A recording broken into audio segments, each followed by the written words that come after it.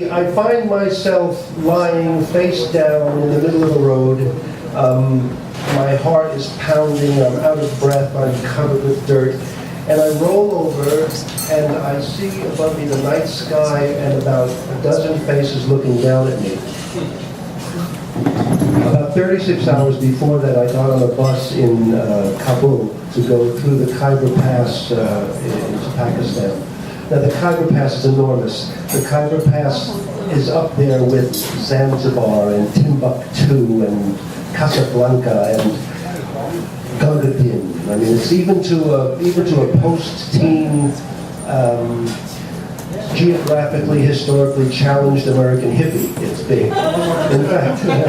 In fact, about 2 days before that, we were in Kandahar discussing our trip through the Khyber Pass, which is the Khyber Pass is akin to a sailor crossing the equator for the first time, where they would symbolically pierce their ear.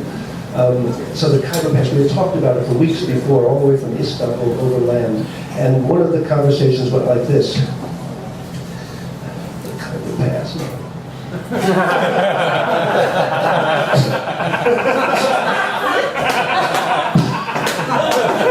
Wow. That's basically so I decide I'm going to enhance the journey, and it's a bus trip for I don't know how many hours. I'm going to enhance the journey by getting high, which is what we did in 1969. Maybe it was 69. I couldn't smoke. It was a very early morning bus, so I decided to eat some hash, and I had a You can't calibrate that stuff, by the way. So, cotton mouth.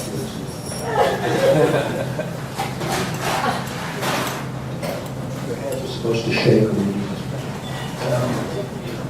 So I ate some hash, much to the chagrin of my girlfriend who was traveling with me, who had this really sour look on her face, which really bothered me for about 15 minutes, and then I really couldn't give her a rat's ass. You know? So I ate the hash, and I ate too much. She was right, I ate too much. And so my trip through the Khyber Pass turns out to be, ironically, a memory of a non-memory, because I was in and out of consciousness through the whole thing. I would wake up and sort of with my face pressed against the window, I'd look out and see a little something and go back into unconsciousness. It was very uncomfortable. I better hurry up. We got through the Khyber Pass with 5.3, I just Wikipedia'd that, 5.3 kilometers, not a clue. Got through the border, surprisingly, I didn't get arrested or searched or anything. I got through the border, got to Peshawar. Went to a train station, slept for a couple of hours or whatever, I don't really remember, but on a wooden bench in the second class waiting room. And woke up, got on the train to Lahore. Okay, and here we are. Walking down the street with my thumbs locked under the straps of my rucksack, just one foot in front of the other, just absolutely exhausted. It was just terrible. And there's a trick, and anybody who's backpacked knows this. You can actually, it's physically impossible, but you can kind of pull yourself up like that.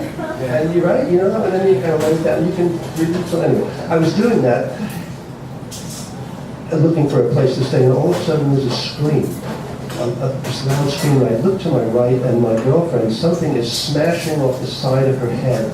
It's all in slow motion now, bursting into a billion, and I've never had the opportunity to use this word before, smithereens, bursting into smithereens, sort of like the slow motion black and white films of a Rocky Marciano knockout punch, where that fist comes across and it kind of does all this stuff, and this stuff that you don't see ordinarily, and all this other crap is happening, and then the sweat kind of pops off the top of your head. And that's what happened. And I looked down, and what had happened was this little boy had picked up a clod of dirt and smashed it against her head. And it was just, for whatever reason, I don't know.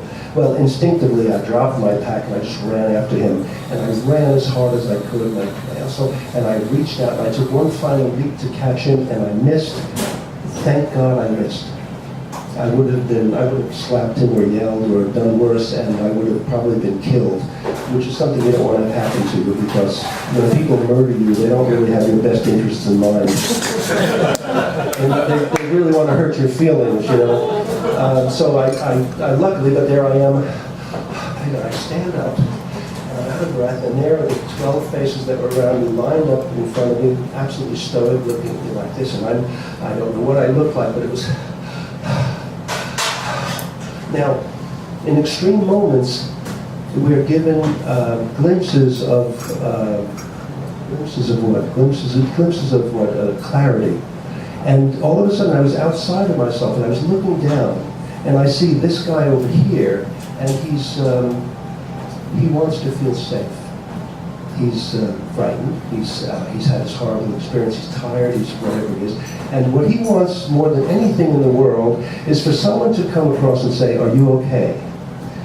And just, "You're safe." And that wasn't happening. And now, then this guy looks over here at these people standing on the other side, and he sees a dozen faces of people who are frightened because they've just seen this nut run down the street, basically probably looking a bit like Big Bird, you know, flailing and flaunting and getting down there. And then they probably didn't see the dirt that was in their girlfriend's head. So I'm going to fly through the air, fall and roll at their feet, and then I'm up in front of them.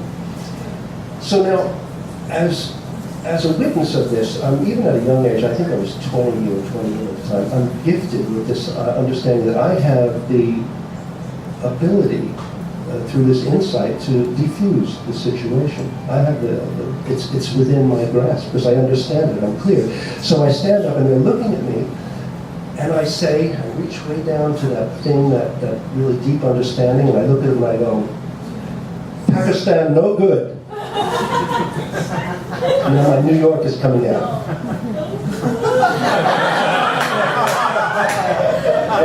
They don't understand this stuff, right? I'm not reaching them, they're still standing there with nothing else. And I say, "In Pakistan, no good." I gotta go deeper, I gotta get more understanding. So then I say, "India, good." Now, for the second time in about 7 minutes, I should have been murdered, but so that last one did get to them, and there was a ripple that went through the crowd, and it was like those breakdancing things when it goes like this.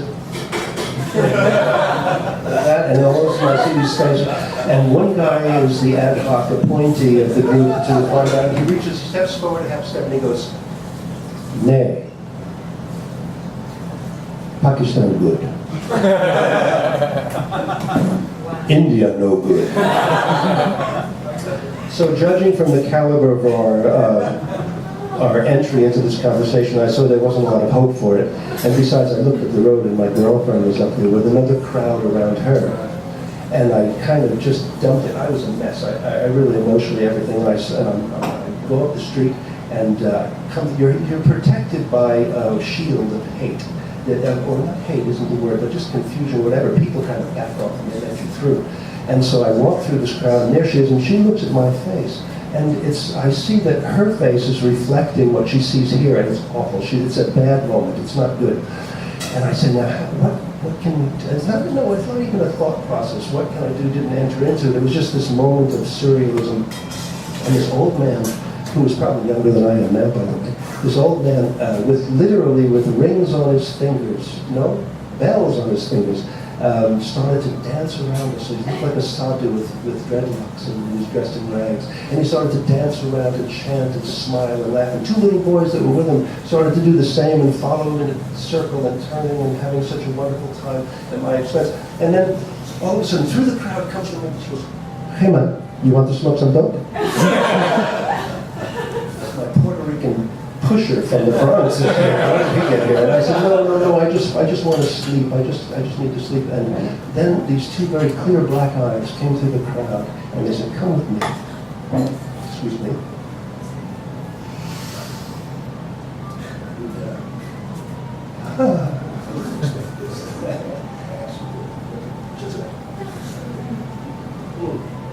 And then sort of like the air being sucked out of a room, we just picked up our stuff and just went with him, Pakistani guy, and he brought us into a restaurant. And in those countries, of course, there are family restaurants where women and families can stay. There are doors on the booths where there are doors, and he closed the doors, and we sat there, and it was just absolutely silent. And he said, "The man who has this hotel will give you a room. You're safe."